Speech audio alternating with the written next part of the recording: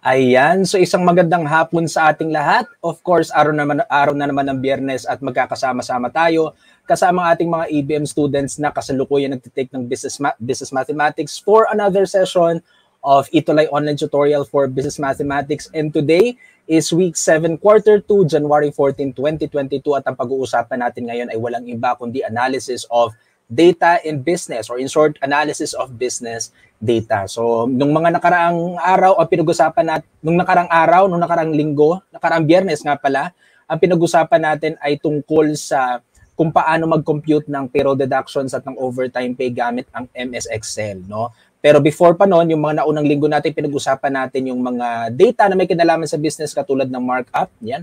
Pinag-usapan din natin yung pagdating sa pag-compute ng komisyon at lahat yun ay may kinalaman sa pag-uusapan natin ngayong araw. Pero although ang pag-uusapan lang natin ngayon, introduction lamang ng analysis of business data. No? So ano lang, no? There are certain types of or certain classifications of business data na pag-uusapan natin for this week's session of Business Mathematics. Alright, so before we proceed, of course, let us have our objectives. No? So at the end of this learning episode, you shall be able to do the following.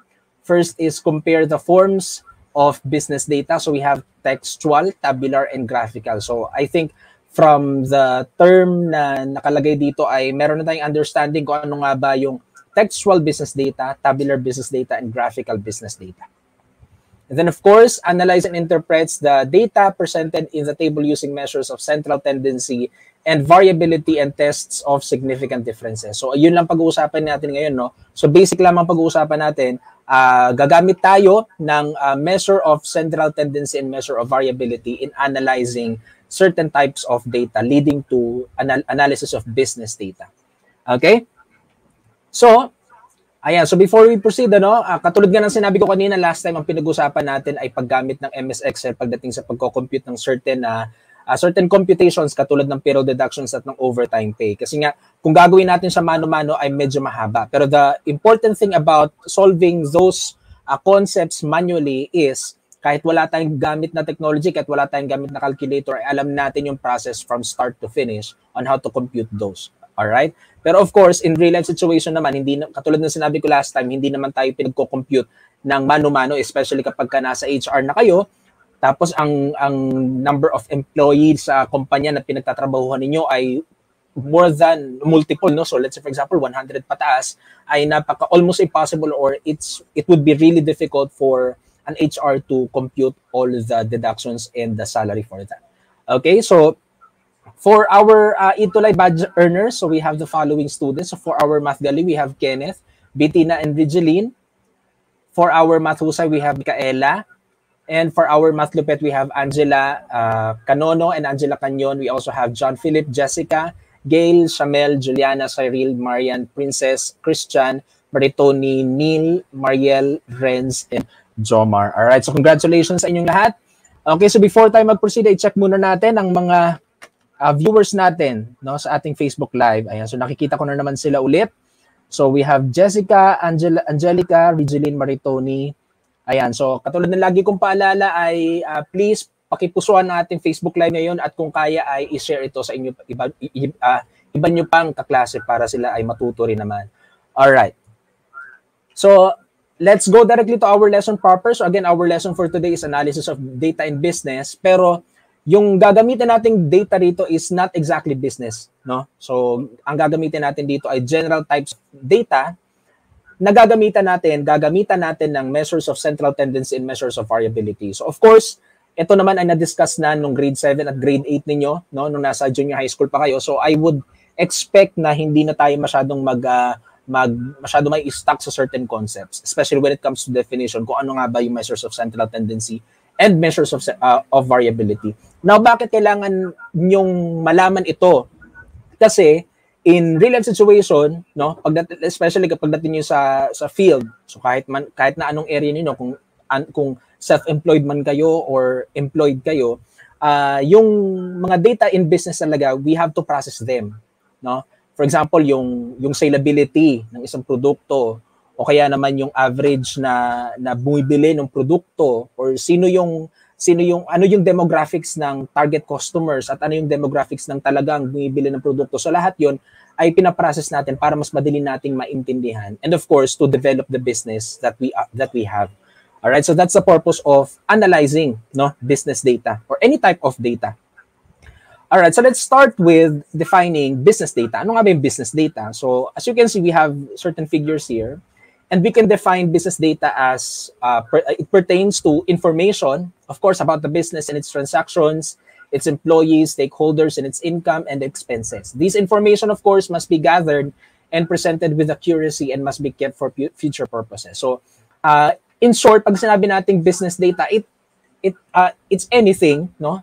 Any information that pertains to the business. So, yung data na ito is not necessarily numerical, pwede rin itong qualitative, di ba? Sa practical research 1 ninyo ay na-discuss naman yung definition ng qualitative. So, kahit anong klase ng data, basta may kinalaman or nagde-describe doon sa business. So, ito ay may kinalaman, pwedeng may kinalaman sa transaction. Depende kung anong klase ng business yon, no? Sa organization management, di ba, kina-classify, meron tayong certain classifications of business. So, iba-iba rin ang transactions yon. So, ang business data can also pertain or can also have a record of its employee. So, yung edad ng employees, yung demographics simply, no, yung kanilang past employment, no, yung kanilang mga skills, of course, mahalaga yan, and any type of data na may kinalaman sa employees and stakeholders. Kasama na rin dito yung data about the competitors, the investors, the suppliers, ayan, and we also have income and expenses. Of course, mahalaga yan. Kapag hindi yan binibigyan ng pansin, yung income and expenses ng isang kumpanya, possibly ay masisira, no? Hindi magiging profitable ang business. So, yan yung mga mahalagang information about business. At ang tawag natin doon ay business data. And to classify, to give you the categories of business data, we have the following. All right? So para mas madali maintindihan ano nga ba yung business data. So ito ay pwedeng list, no? Sabi ko nga kanina, pwede naman siyang kahit anong klase ng data, pwede siyang numerical, pwede siyang pwede siyang numerical, pwede siyang qualitative, no? Anything that describes the business. All right? So pwede siyang list of potential customers of the businesses, no? Especially kapag kaya na a general type of product. Okay? So, sino nga ba yung may ano yung grupo ano yung sector or section ng population na pinakamalaking ambag pagdating sa purchasing ng inyong produkto, and then yung iba pa, no, yung iba pang ranking, yung pinakamahina, no? We also have customer details and product catalog and market data, records of commercial transactions, records of stakeholder interactions, okay?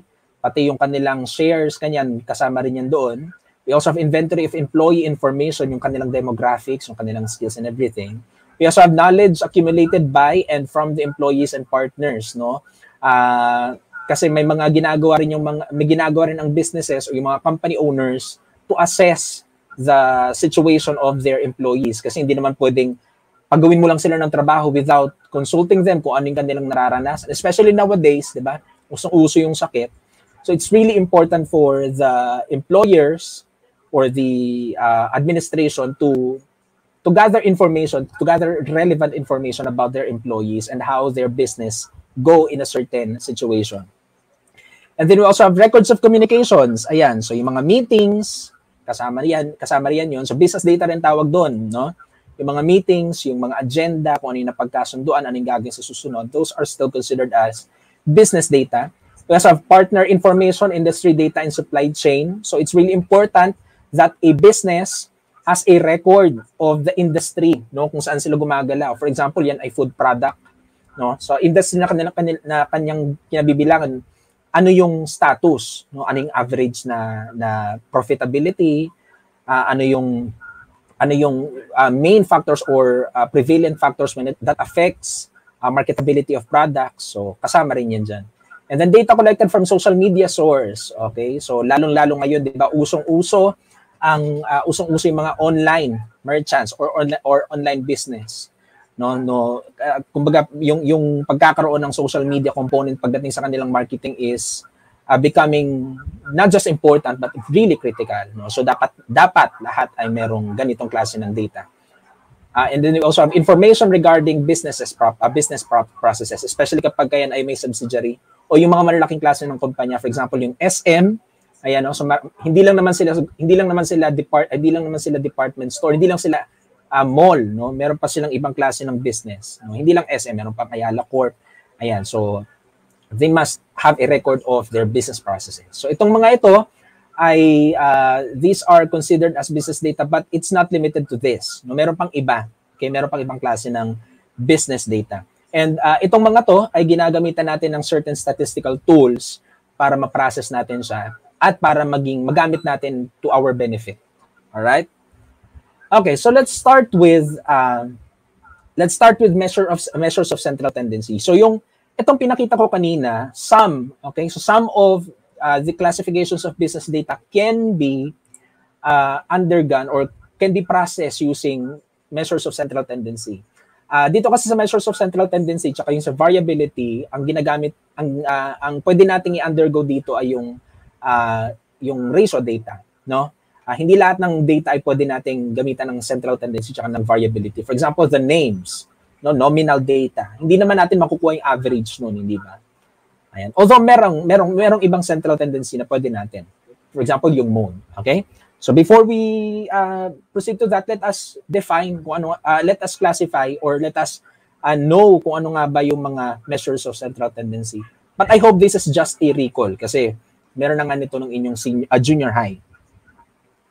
All right. So measures of central tendency are methods of representing a set of data using a number which supposedly is located in the center of data distribution. There are three main measures of central tendency, and they are the following. So before we proceed, pag sinabi nating measure of central tendency, central, no? For example, you have a set of data. Pag sinabi nating set, no? Meron kang hawak na mga information na pare-para sila ng classification. Okay?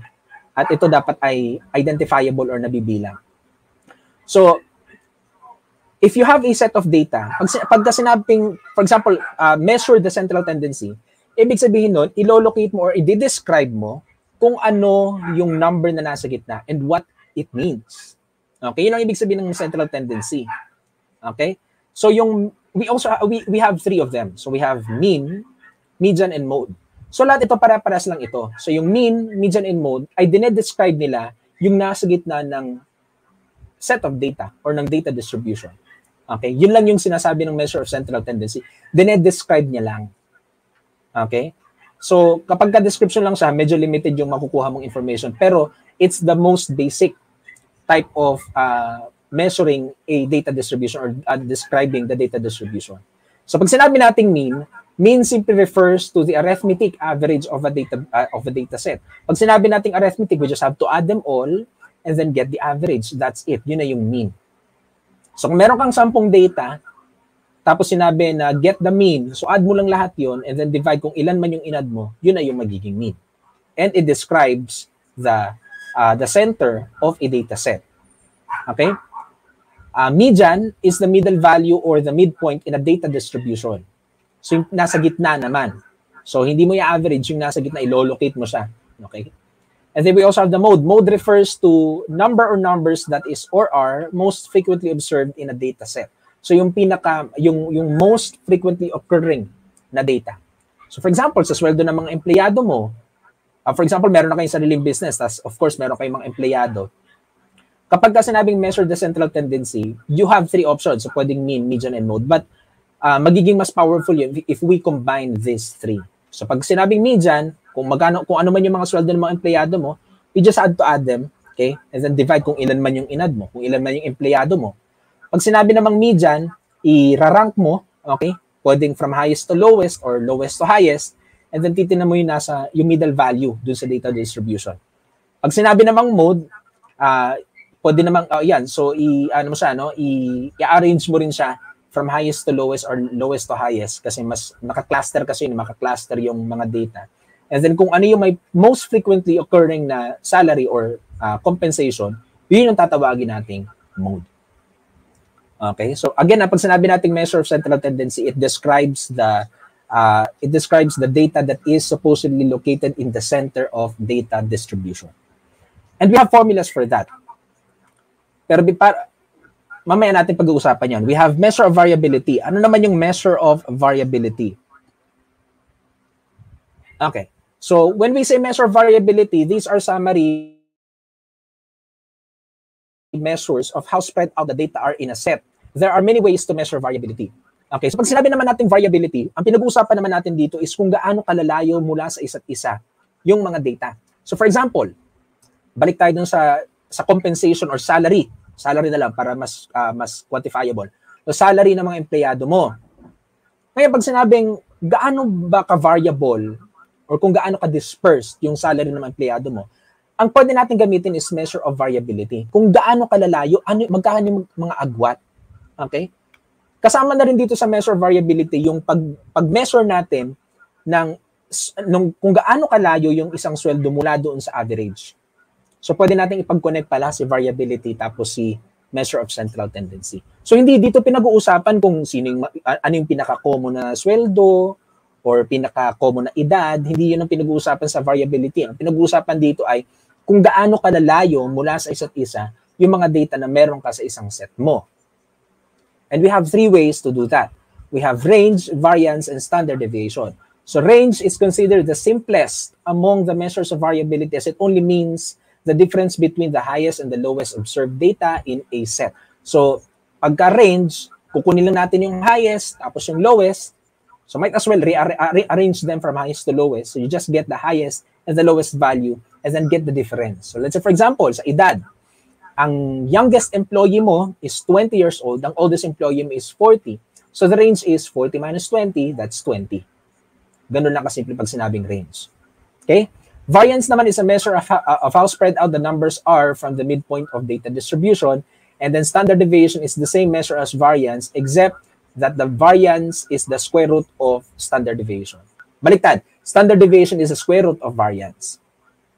So kapag ginawa niyo siya ng consecutively, mamali kayo sa pagkuha ng standard deviation if mali kayo sa variance. Okay, so ito namang variance at standard deviation, ang pinag-uusapan naman dito ay yung sinabi ko kanina, kung gaano kalayo yung isang number mula doon sa middle or doon sa mean or sa median or sa mode. Pero most commonly sa mean. Okay, yun yung sinasabi ng standard deviation. So nasa taas ka ba? Or nasa baba ka ba ng average? At gaano kakalayo mula dun sa average? Yun ang sinasabi ng standard deviation. Okay? So now let's apply them. Okay? So we'll start with measure of central tendency. Okay. So of course, hindi naman natin magagamit itong central tendency at variability kung wala tayong data. So first and foremost, we must have a data. So, katulad ng sinabi ko kanina, ang pag-uusapan natin ngayon is not exactly business data. Pag-uusapan natin muna is general kind of data. Sa susunod natin pag-uusapan, sa susunod na session natin, gagamitan ng business data kasi kasama na yung charts and graphs doon. Okay? So, ang example dito ay final grades of students in business mathematics class. So, ang gagamitin nating data dito class ay grouped data. Okay? Bakit group data, sir? Kasi in real life situation naman, in business talaga, in the field, you have to organize kasi marami yun eh. No? Marami yung data eh. Hindi lang naman siya 10, hindi lang naman siya 5. No? So most probably ito ay nasa 50 pataas or 100 pataas. So kapag gano'n, mahirap ng computing yun manually. So what we have to do is to organize them into group data or group the data and represent or present them in a table similar to this one. Okay, pero most commonly, makikita nyo lang kapag ka-inorganize siya is the first two columns in the header. So, itong naka-white lang. So, yung title, tapos kung ano man yan. So, unahan ko na kayo, no? Kasi sa susunod pa naman natin pag-uusapan yung paggawa ng table. Pero, the essentials of table is, dapat meron siyang title. So, hindi ka pwedeng gumawa lang ng table ng walang essence, no? Walang ibig sabihin yung data mo. So, the first thing that you have to do is to make sure to have the title. And then, yung intervals mo, tapos yung frequency. Okay? Pag sinabing interval, yung groups ng data. So, in this case, 70 to 74, 75 to 79, and so on and so forth. So, ito yung mga groups ng final grades ng students in business mathematics class. Tapos, yung F naman means frequency. Pag sinabi natin frequency, kung ilan. So, in this case, dalawa raw from 70 to 74. Kapag ka nakaganito na siya, pag nakaganito na siya, it's almost impossible to identify kung ilan talaga ang 71 or 72. Basta ang sabi dito, yung 70 to 74, dalawa doon. Tapos 75 to 79 ay 4, 80 to 84, 9. So kapag ang binigay sa inyo ay kalat-kalat pa na data, pwede nyo siyang gawan or kayo ang mismo gagawa ng ganitong table. Okay? And then nakalagay yung N. Ano naman yung N? Yung total. Kung ilan lahat yan. So if you're going to add all the numbers in F, that would give you 50. So 2 plus 4 and so on and so forth until plus 7, that will be 50. Okay. So ito yung basic. Now, kapag measure of central tendency na, we have to supply the following variables. Ano yung mga variables na kailangan natin? L. We have L. Pag sinabi natin L, boundary. Okay? Paano makukuha yung boundary? Mamaya. CF naman is cumulative frequency. X is the midpoint of the interval. F times X is, of course, the product of the frequency and the class and the midpoint ng interval. And then we also have X minus X bar. So X bar is mean. X minus X bar squared is yung square nito. Okay. So, let's start with the boundary. Sa boundary, paano ba ito? No? Sa boundary, paano ba nakukuha yung Paano ba nakukuha yung sa boundary? Sige nga. Tingnan natin sa live, sa comment section. So just observe paano nakuha yung boundary. Saan natin binase? Okay, that's correct. So yung boundary binibase natin dito sa interval. We just have to subtract 0.5 from the lower limit and then add 0.5 to the upper limit. Okay? By the way, for the purpose of our discussion, para hindi kayo malito, pag sinabi nating limit, ito yung nandito sa interval. Pag sinabi na, usually naka-whole number yung limit. Pag boundary naman, yun yung may addition o may plus minus 0.5 na doon sa lower and upper limit respectively. So in this case, we have 70 to 74. Ayan, so tama si Kanono. Subtract 0.5 from the intervals. That's correct. So in this case, we have so sa 70 minus 0.5 sa 74 plus 0.5. So that's 69.5 to 74.5. Okay, and then do the same for the other interval. So 75 to 79, that's 74.5 to 79.5. Tapos gawin nyo rin doon sa iba. Okay, tapos W naman is class width. Pag sinabi natin class width, yung difference ng upper boundary from the lower boundary. So 74.5 minus 69.5, that's 5. Kailangan pare-pares yan for all interval and for all boundaries. Hindi ka pwede mag 71 to 74 tapos ganito na yung iba. Kailangan pare-pares. Alright. So, after ng lower limit, ayan, pakipusuan nga pala muna, no? Pakipusuan kung na-gets kung paano makuha yung boundaries, upper and lower boundaries, pakipusuan. Alright, thank you sa mga nagpupuso na. Now, let's proceed to CF. Ano yung CF? CF is cumulative frequency. Pakita ko sa inyo. Ayan, so this is the cumulative frequency. Paano sa tingin nyo nakuha yung cumulative frequency? Saan natin binase? Saan tayo nag-base?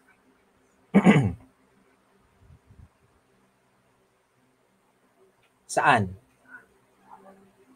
Okay, so nag-base tayo dito sa frequency. At paano nakuha yung cumulative frequency? Starting from the lowest interval, yung frequency ng lowest interval, we just add them cumulatively.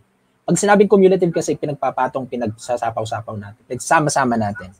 So in this case, yung start natin is 2, yung 6, that is 2 plus 4, kaya naging 6. Tapos from 6, add natin si 9, so you have 15.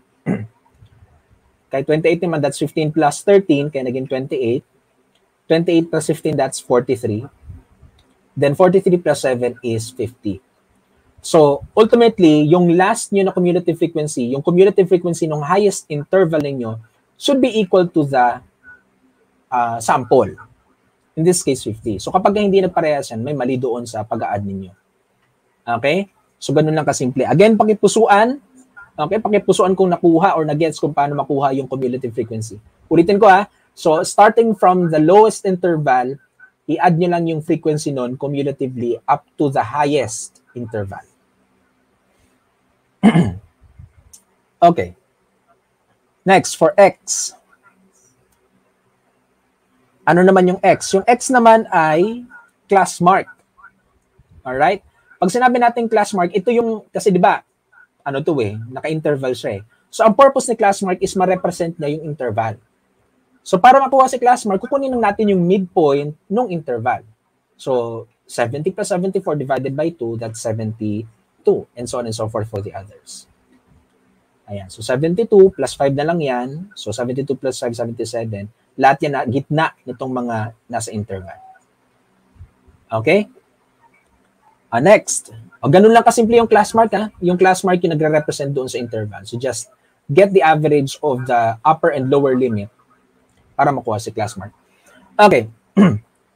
Next, F and X. Ano ibig sabihin ng F and X? So, this is the product of the frequency and the class mark pairing. So, yung 2, tsaka 72, 4, 77, so on and so forth. Sige, sino makakapagbigay sa akin ng FX? No? Ng product ng frequency tsaka ng class mark. Kahit yung sa ano lang, first 2 intervals lang. For the first 2 intervals, that's ano sagot?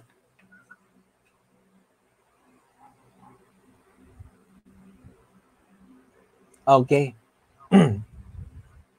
That is correct. So, we have 144. Ayan, so tama si Beatrice. Thank you. About the others? Ayan, so si John Philip. Okay, so we have 308, 738, 1,131, 1,380, 679. So, ito yung product. Okay? Product ng frequency tsaka ng class mark. Then before we proceed, kasi di ba may X bar tayo dito, medyo bungi lang siya, no? Pero X bar iyan, sana nakikita nyo na X bar yan, buo dapat yan. So before, may X bar dyan, no? So yung X bar, it's nowhere to be found dito sa mga columns natin. So yun ang una natin kukunin. So paano natin makukuha yun? Ang una natin gawin is we add the product of the frequency and the class mark. So add lang natin ito. Okay? So, add natin yung 144, 308, 738, 1,131, 1,380, tsaka 679. And that would be 4,380. Okay? Sige nga, paano makuha yung X-bar? Sa tingin nyo, paano makuha yung X-bar? Sa susunod na slide ko pa siya i-discuss, pero tingnan natin kung meron nang nakakaalam sa inyo kung paano makuha si X-bar. Sabi ko kanina, this is the mean. Sige nga. What is X bar?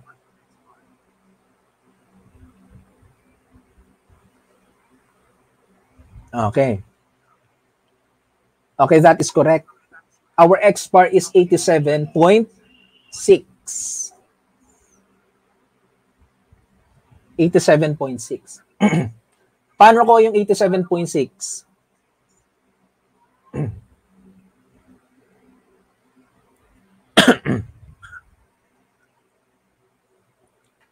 Okay, paano ko sa 87.6? 87.6 ay 4,380 divided by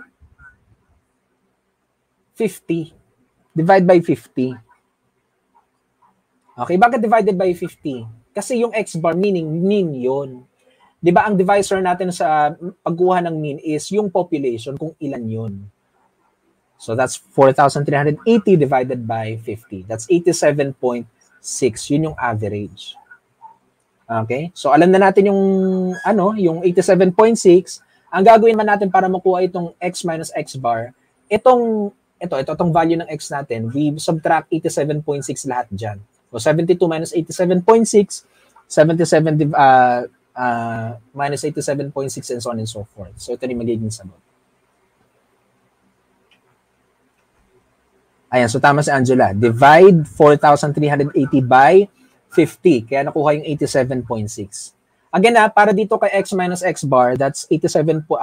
Itong mga na-class mark natin, minus 87.6.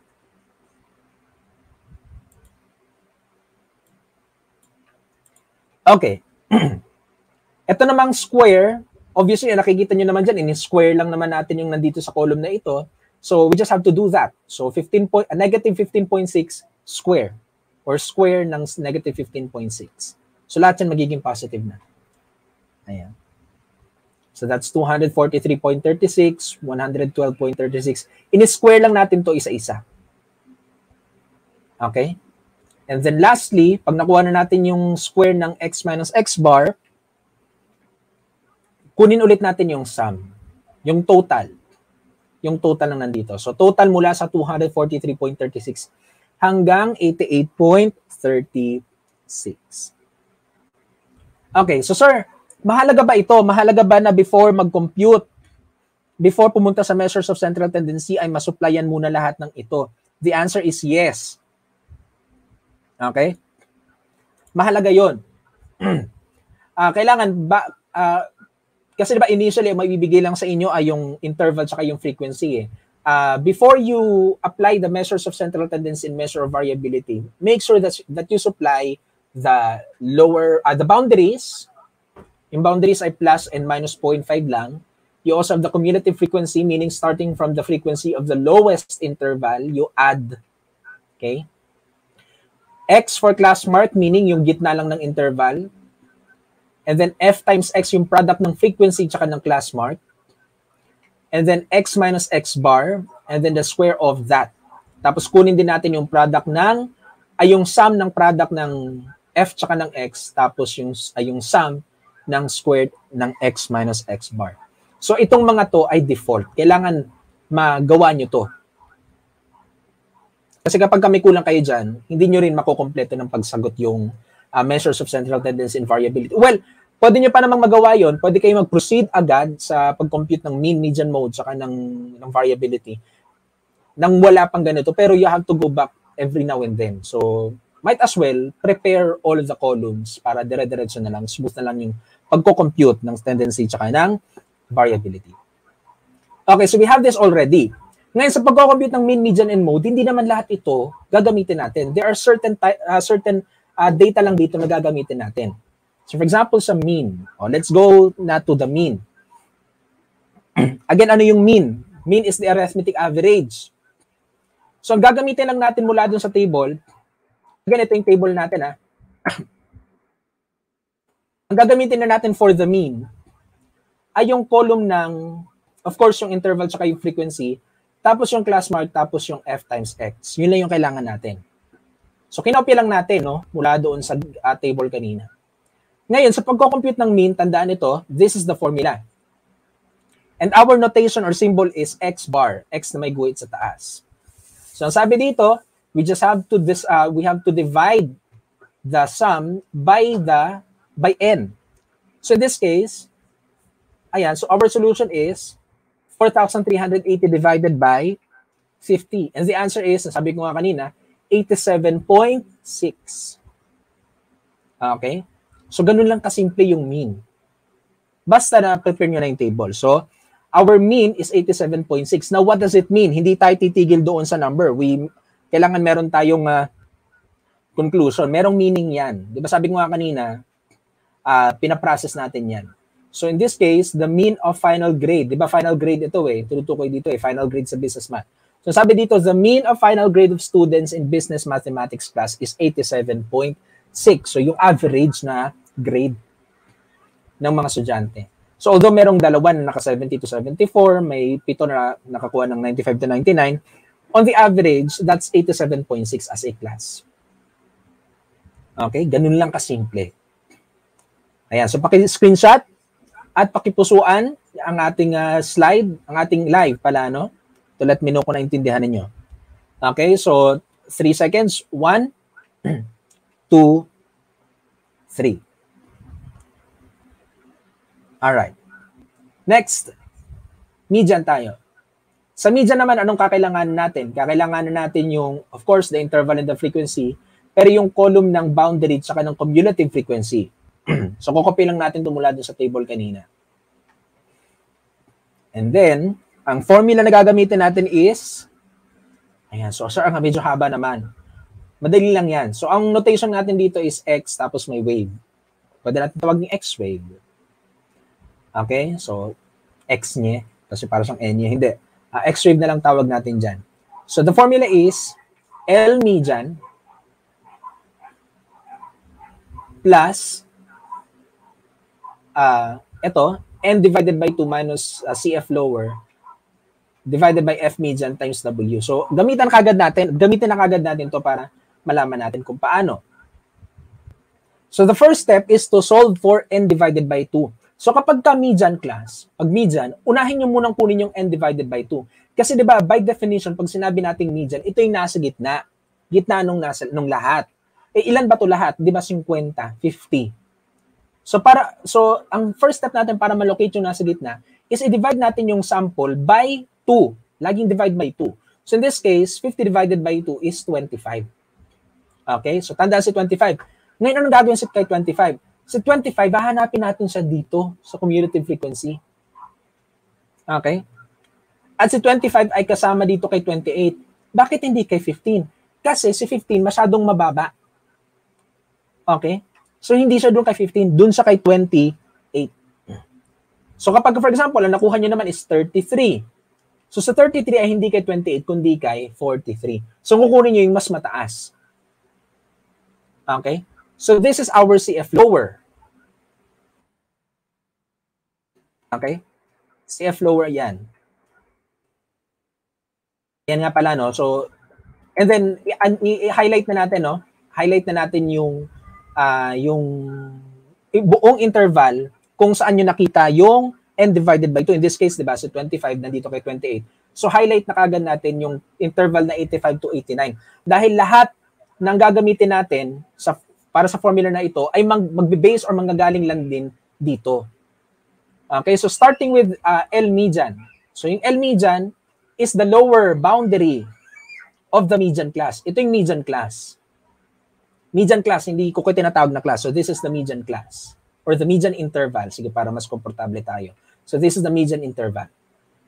So, kukunin yung L median, ibig sabihin yan, yung lower boundary. So, meaning 84.5. Next is the CF lower. Yung CF lower naman is the cumulative frequency lower nung nandun sa median class. Di ba ang nasa median class 28? So, yung lower daw doon. So, that's 15. Next is F median. F median naman is the frequency of the median class. In this case, this is 13.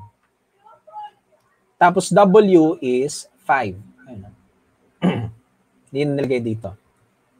Sulitin ko ano. So, first step sa median is n divided by 2. Kung ano man yung sagot. Yun yung pagbabasayan natin ng paghahanap ng interval, ng median class. So, si 25 nandito siya. Ngayon, highlight nyo na yan para makuha si L median. Si L median is the lower boundary. L means lower boundary of the median class, which is 84.5. CF lower is the cumulative frequency lower than the median class. So this is 2815. And then F median is the frequency of the median class, in this case 13. Tapos yung W, kasi formula may W, class interval yon. So which is 5. So plug in lang natin dun sa given. 84.5 plus 25 minus 15 divided by 13 times 5. And then simplify that. The answer is 88.35. Yun yung median natin. Meaning, the midpoint of final grade of students in business mathematics class is 88.35. Hindi nalalayo sa 87.6 kanina sa mean. Okay? Nasa gitna yan. Alright? So, screenshot. 1, 2, 3. Last, for the mode. Paano makuha si mode? So, ano munang columns ang gagamitin natin for the mode? Tatlo lang pala. So, yung interval saka frequency, tapos yung column for the lower boundary. The formula that we are going to use is this one. So, x hat naman ito. So, mean ay x bar, x wave naman dun sa median, tapos dito naman ay x hat. So, x hat is equal to L mode. Tapos, ayan, kayo na lang basa niyan. Alright? So, paano gagawin? So, una, hanapin. So, the first step is to identify the modal class. Pag sinabing modal class, kung ano yung interval class, kung ano yung interval na may pinakamaraming frequency. In this case, kung just by looking at this, si 15 yun. Ngayon, si 90 to 94 na interval ang ating median class. Dahil ito yung pinakamalaki. So, kung sakaling ang pinakamalaki natin si 9, So, 80 to 84 yun. In this case kasi, 15. So, highlight na kagad natin si 90 to 94 dahil lahat ng kailangan natin sa formula, manggagaling lang dito kay 90 to 94. Okay? So, then we have L mode. The lower, pag sinabing L, lower boundary. L mode, lower boundary of the modal class, which is 89.5. So, F mode, meaning frequency of the modal class, which is 15. F mode, frequency of the modal class. So, very straightforward yung mga legend na ginamit ko dito. For F lower naman, that is the frequency of the, this is the frequency of the interval lower than the modal class, which is 13. Okay, ito yung frequency na mas mababa dito kay 90 to 94, hindi ba? Okay? And then next, yung W is of course the class interval. Okay? And then, ganun din sa iba. So, F higher naman, yung nasa mas mataas. Tapos, plug in na lang natin. So, ito lang yung kakailangan natin. L mode, F mode, F lower, and F higher. So, we just have to plug in. We have 89.5 plus 15 minus 13 divided by 15 minus 13 plus 15 minus 7 times 5. Okay, and then simplify, that's 89.5 plus 1, that is 90.5. At ano ibig sabihin nun? The most frequently occurring final grade of students in business mathematics class is 90.5. Okay, hindi nakalagay dito kung alin, pero malamang nandito siya sa 90 to 94. By using the formula, nalaman natin na most frequently occurring final grade sa business mathematics class nila is 90.5. Okay? So, ganun sa pagkuha ng mode. Alright, so take a screenshot. Okay, next. Measure of variability. Ito mabilis na lang ito. Same, di ba? Ito yung ginamit din natin kanina. Ngayon, sa range, ang gagamitin lang natin ay yung katulad nung sa mode. The formula is, we just have to subtract the highest and the lowest boundary.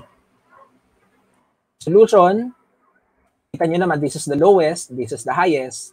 So we just have to subtract them, that is 30. Meaning the range of final grade of students in business mathematics class is 30. Ganun lang, pag-range. Okay, next. So, dali lang ito, no? Pagka variance naman, ang gagamitin natin is yung yung two last column doon sa table kanina. So, yung x minus x bar, tapos yung x minus x bar squared. So, ang formula naman na gagamitin natin ay, so, ito daw, i-divide lang natin by n minus 1. Okay? So, mahalaga talaga, class, na makomplete nyo muna yung table before kayo mag-compute ng kahit anong measure. So, that is, ito yung sum natin, di ba? 495.16 divided by 50 minus 1, which is 10.11. So, 495.16 divided by 49, that's 10.11. Meaning, the variance of final grade of students in business mathematics class is 10.11. Okay? So, yun lang kailangan natin. Take a screenshot. Alright, and then lastly, for the standard deviation, so yun pa rin ang gagamitin natin, di ba? Sabi ko nga kanina, yung standard deviation is simply the square root of the variance. So yung variance natin kanina is 495.16 divided by 50 minus 1, and that is 3.18. The average difference of the scores from the mean of final grade of students in business mathematics class is 3.18. Ibig sabihin nito sa Tagalog, yung mga scores o yung mga grades down nila sa business mathematics class ay magkakalayo by 3.18 on the average, no? So yung top 1 siguro, tapos yung top 2, yung grade ng top 1 tapos yung grade ng top 2, yung diferensya ng kanilang score is nasa 3 lang. Okay? All right. So again, take a screenshot.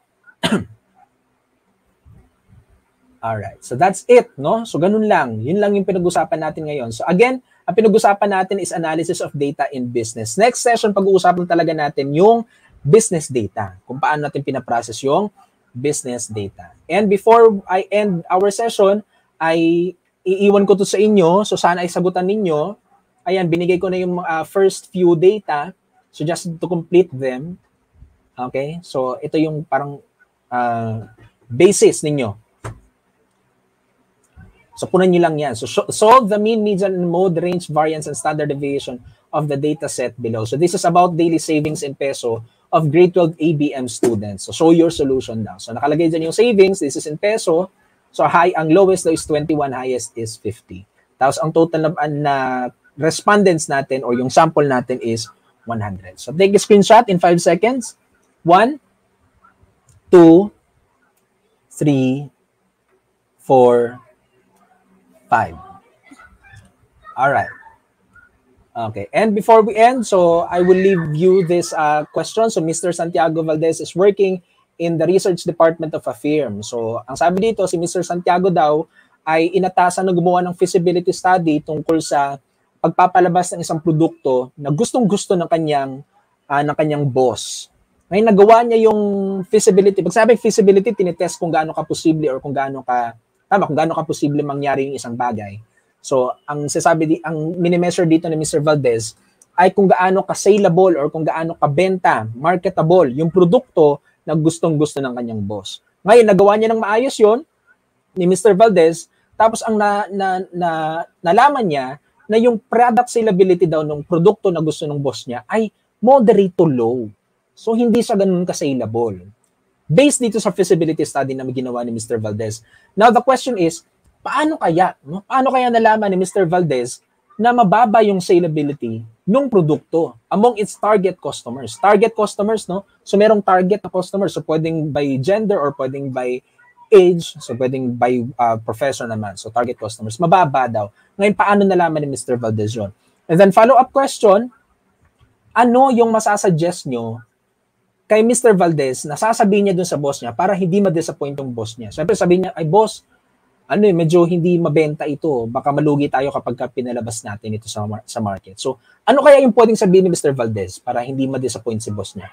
At ano yung strategy na masasuggest ninyo kay Mr. Valdez sa kumpanya para maging saleable yung produkto? Kung nalaman na mababa yung product salability dun sa target customers, ano yung pwede nilang gawin para maging mabenta pa rin siya? Para mas mangyari pa rin siya? Okay? Ayan. So yung mga kumukuha na ng marketing, ng principles of marketing, mas maalam sila pagdating dito. Okay? Alright, so that's it. So if you have some questions, recommendations, or suggestions, you can reach me via my social media accounts sa aking Gmail at sa aking Facebook Messenger. And don't forget to watch and learn with our other tutors in senior high school mathematics. We have Tutor Ryan and Tutor Rom for general mathematics. Every Friday din yan. Kasabay ko ng time slot pre-calculus with Tutor Zara and Tutor Erwin. And right after the session, we have Travel Learn with Tutor Jester and Tutor Aviel. That's also Friday, starting 5:20. Yan, so medyo na tayo. Advanced na tayo. Okay, so business, more than any other occupation, is a continual dealing with the future. It is continual calculation, an instinctive exercise in foresight. So kasama sa reminder na binigay ko sa inyo last time in relation to the fourth industrial revolution, yung digitization of jobs, ay posible na mawala yung mga ginagawang trabaho ngayon in the future. Katulad ng mga mailman, wala namang mga mailman ngayon. So it's highly suggested that we venture into other career more than yung employment, no?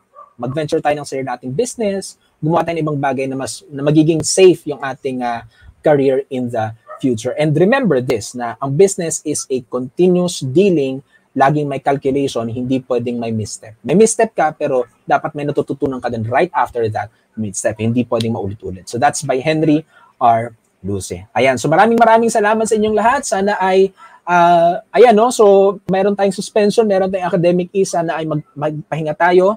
Kung tayo ay physically exhausted, mentally exhausted, gamitin natin yung pahinga na binigay sa atin para makapag-relax tayo, makapag-unwind tayo, pero within the comforts of our home dahil hindi tayo pwedeng lumabas given the COVID situations. Okay? So pagkatapos ng pahinga ay balik na tayo, sabak na ulit sa pagkatuto. Okay? So ako muli si Tutor Eljon at kasama ko si Tutor Rom sa ating backstage. Magsama-sama tayo sa susunod na session. Paalam at magandang